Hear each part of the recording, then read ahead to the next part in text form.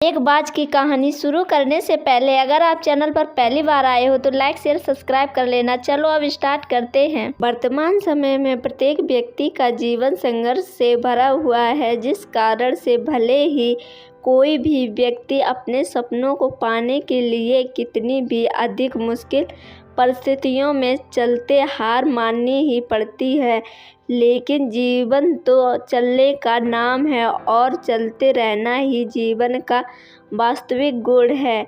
इसीलिए भले ही हमें अपने जीवन में किसी मुश्किल परिस्थिति में खुद को असहाय और हारा हुआ मान लेते हैं, पूरी दुनिया में पक्षियों की 10,000 से भी ज़्यादा प्रजाति पाई जाती है। सभी के वही 2 पंजे, 2 पंख और एक गर्दन होती है, लेकिन इन्हीं में से एक ऐसा पक्षी है जिसकी एक अलग ही पहचान है, जो आसमान का सीना चीर के हजारों मीटर ऊंचा 210 किलोमीटर घंटे की रफ्तार से उड़ान भरता है, जो खुद को कई गुना अधिक वजन से शिकार को भी अपने पंजों में दबोच कर उड़ जाता है और इसीलिए उसे पक्षियों का राजा कहा जाता है।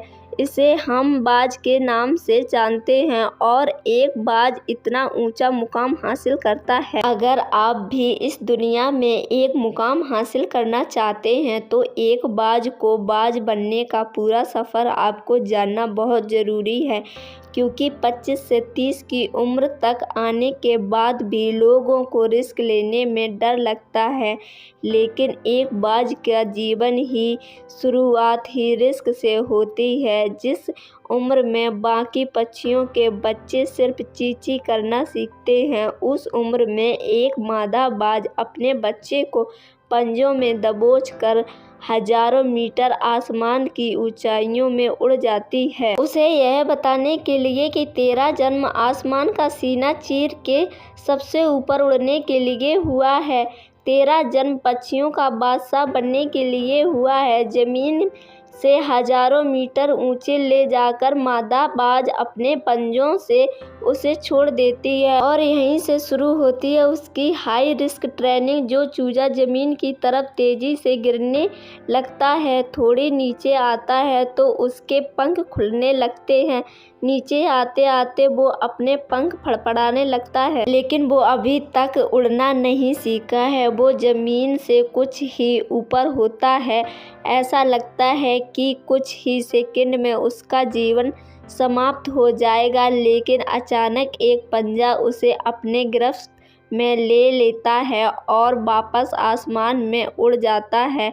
वो पंजा होता है उसकी माँ का, जो उसके पीछे उड़ रही थी। कि यह ट्रेनिंग तब तक चलती रहती है जब तक वो उड़ना नहीं सीख जाता। इतनी हाई रिस्क ट्रेनिंग होने के बाद इस दुनिया को एक बाज मिलता है, जो बारिश के वक्त जब सारे पक्षी आश्रय की तलाश करते हैं, तब यही बाज उसी बारिश के आसमान को चीरते हुए ऊपर निकल जाता है और बादल से कहता है, तू बरस ले, कितना बरसेगा, और फिर नीचे आकर चैलेंज करता है। एक बाज की उम्र लगभग 70 साल की होती है। जब वह 40 साल का होता है तब एक परेशानी उसकी जिंदगी में मौत बनकर आती है, जो अपनी परेशानियों की तुलना में बहुत बड़ी होती है, क्योंकि 40 साल की उम्र में बाज की चोंच इतनी मुड़ जाती है कि उसे शिकार निगलने में बहुत परेशानी होती है।